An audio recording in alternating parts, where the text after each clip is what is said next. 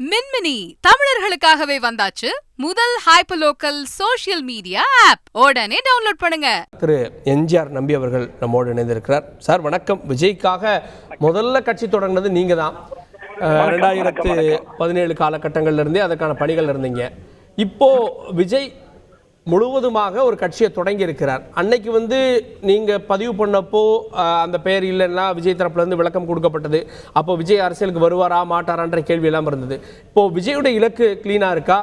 உங்களுடைய பார்வை என்ன? அதுல தந்தி டிவி நேயர்களுக்கு வணக்கம், தாக்கிக்கு வணக்கம். நான் ஏற்கனவே சொல்லியிருந்தேன் அவர் அரசியல்ல சாதிப்பாருன்னு சொல்லியிருந்தேன். அதே மாதிரி முதல்ல கட்சி ஆரம்பிச்சு அதுக்கு மறுப்பு தெரிவிக்கும் போதும் சொன்னேன், அவர் நேரம் டைம் எடுத்து கால நேரத்துல சரி அரசியலுக்கு வருவாருன்னு சொன்னேன். அது நம்ம தந்தி டிவி பதிவுல இருக்கு. இப்பவும் சொல்றேன், அவர் இந்த ஒரு நண்பர் முன்னாடி பேசினவர் சொன்னாரு, அவரு 2024 எலெக்ஷன் எய்ம் பண்ணாம ஒரு கன்ஃபியூஸா இருக்குனாரு. அவர் பேரு என்ன வச்சிருக்காரு? தமிழக வெற்றி கழகம்.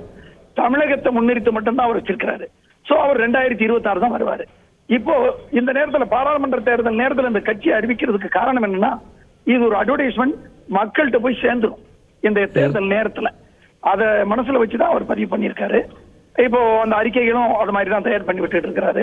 நிச்சயமா அரசியல்ல நானும் ஒரு கட்சி வச்சிருக்கேன், அனைத்து இந்திய எம்ஜிஆர் மக்கள் முன்னேற்ற கழகம். என்னுடைய கட்சி இந்த தேர்தலில் போட்டியிடாது. அவர் நண்பர் சொன்னாரு, அப்ப யாருக்கு ஓட்டு போடுவாங்க, பிஜேபிக்கா காங்கிரஸுக்கா திமுகவான்னு கேட்டாரு. நான் என்ன சொல்றேன், எந்த கட்சியானாலும் அதுல அந்த ஏரியாவுல லோக்கல்ல நல்ல வேட்பாளர் யாரோ அவருக்கு ஓட்டு போடுங்கன்னு அவர் சொல்ல போறாரு. நான் அதுதான் சொல்ல போறேன். 2026 தான் குறி. விஜய் நிச்சயமா அரசியல்ல சாதிப்பாரு, மக்களுக்கு நல்லது செய்வார்ன்ற நம்பிக்கை எனக்கு இருக்கு.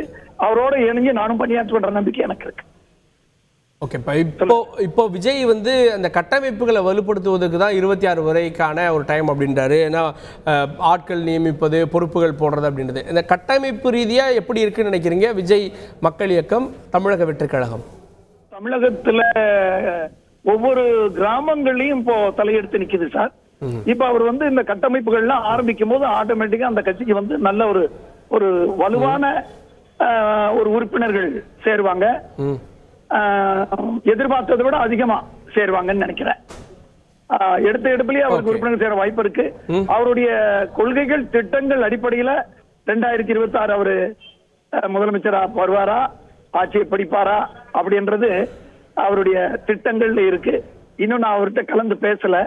அதுக்கப்புறம் நான் என்னுடைய கருத்துக்களை சொல்றேன். மின்மினி தமிழர்களுக்காகவே வந்தாச்சு முதல் hyper local social media app. உடனே டவுன்லோட் பண்ணுங்க.